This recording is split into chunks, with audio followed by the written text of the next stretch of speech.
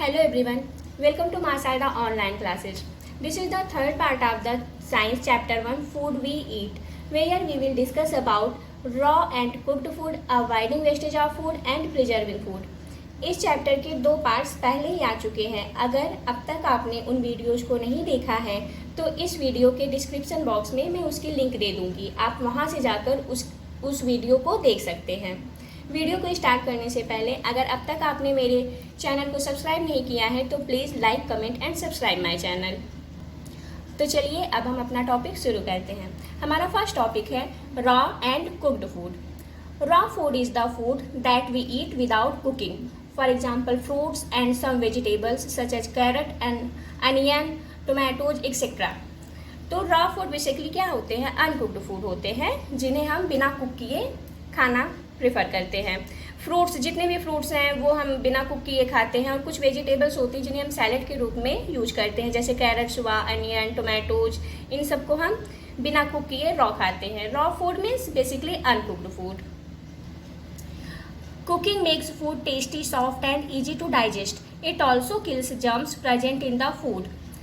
कुछ वेजिटेबल्स ऐसे होते हैं, पल्सेज होते हैं और राइस होते हैं, उन्हें कुक करके खाना प्रेफर किया जाता है, और कुक करके खाने से वो टेस्टी, सॉफ्ट और पचाने में भी आसानी से पच जाते हैं, और वे हमारे फूड में प्रेजेंट जर्म्स को किल करते हैं।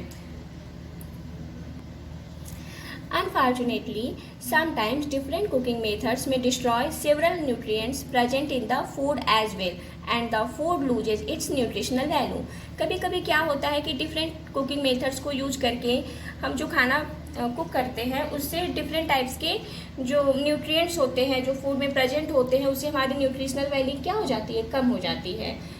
और बेसिकली जो ग्रीन वेजिटेबल्स होते हैं जिन्हें हम ज़्यादा देर तक अगर कुक कर दें तो वो अपनी न्यूट्रिशनल वैल्यू को लूज कर देते हैं। इसलिए हमें जो खाना कुक करना चाहिए ग्रीन लीफी वेजिटेबल्स को, उन्हें लो मीडियम फ्लेम पे कुक करना चाहिए, धीमी आंच पे।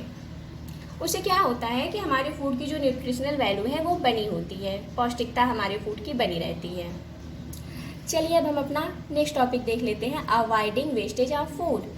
Many people around the world do not get enough food to eat. Therefore, we should not waste food. हमें फूड को वेस्ट नहीं करना चाहिए। बहुत सारे वर्ल्ड में ऐसे भी पीपल हैं जिन्हें खाने के लिए 2 वक्त की रोटी भी नहीं मिलती है, कभी कभी तो वो उन्हें भूखे पेट ही सोना पड़ता है। हमें फूड को वेस्ट नहीं करना चाहिए, उसकी वैल्यू को समझनी चाहिए। यहाँ कुछ स्टेप्स हैं जिन्हें फॉलो करके हम फूड को वेस्ट होने से बचा सकते हैं। जैसे कि हमें सिर्फ उतना ही फूड बाई करना चाहिए जितने की हमें आवश्यकता हो, और जब हम फ्रूट्स को, वेजिटेबल्स को बाई करके लाएं तो उन्हें फ्रिज में अच्छे से स्टोर करके रखना चाहिए जिससे वो ख़राब ना हो। और जब भी हमें खाना खाना हो तो हमें प्लेट में सिर्फ उतना ही खाना लेना चाहिए जितना कि हम फिनिश कर सकें। ऐसा नहीं है कि बस प्लेट में ढेर सारे ले लिया और फिर छोड़ दिया।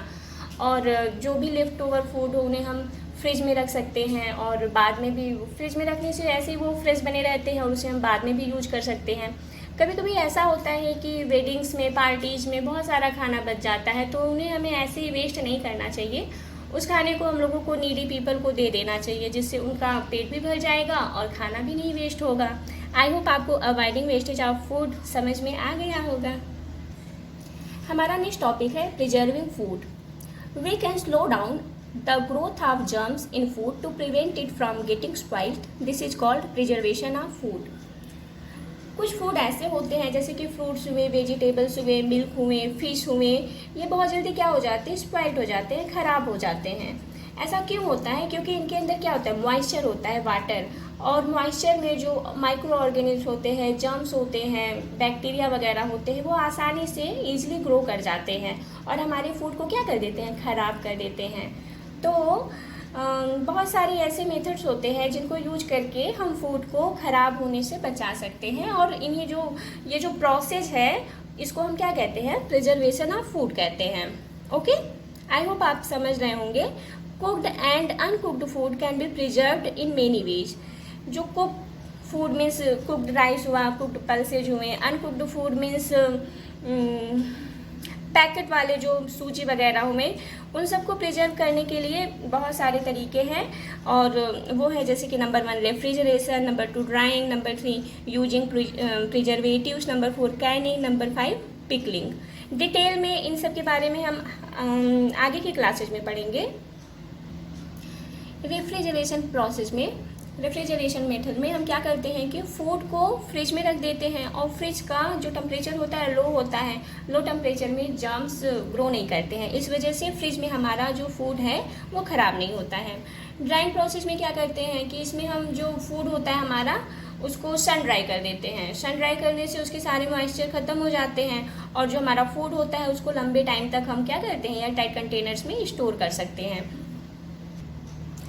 यूजिंग प्रिजर्वेटिव्स में क्या होता है कि बहुत सारे फूड आइटम्स ऐसे होते हैं जिनमें हम शुगर एंड साल्ट डाल के लंबे टाइम तक प्रिजर्व करके रख सकते हैं। फॉर एग्जांपल जैम तो सारे बच्चे लाइक करते हैं। बेसिकली जैम क्या होता है, मिक्स्ड फ्रूट या सिंगल फ्रूट का भी जैम आता है। हम शुगर सोल्यूशन में जो फ्रूट्स होते हैं उनको जो है बॉयल कर देते हैं। शुगर जो होता है वो फ्रूट के वाटर को एब्जॉर्ब कर लेता है जिससे कि हमारे फूड लंबे समय तक प्रिजर्व हो जाते हैं।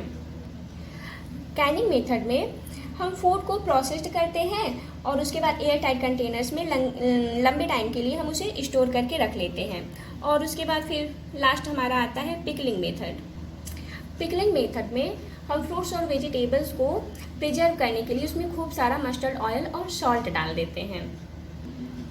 फॉर एग्जाम्पल कच्चे आम का अचार लगभग गर्मियों के सीजन में सभी के घर में होता है, सभी के घरों में बनता है। उसमें मम्मी लोग क्या करती हैं, उसमें ऑयल डालती हैं, सॉल्ट डालती हैं और कुछ स्पाइसेस वगैरह भी डालती हैं। इससे क्या होता है कि हमारा अचार ख़राब नहीं होता है और लंबे टाइम तक हम उसे खा सकते हैं। अब आप हमें कमेंट सेक्शन में लिख के बताइएगा कि क्या पके हुए आम का अचार भी हम स्टोर करके सालों साल खा सकते हैं। So preservation of food is the last topic of the chapter food we eat. Next video में हम इसकी एक्सरसाइज कराएंगे। आई होप आप लोगों को चैप्टर समझ में आ रहा होगा। तो मिलते हैं नेक्स्ट वीडियो में। Till then bye bye.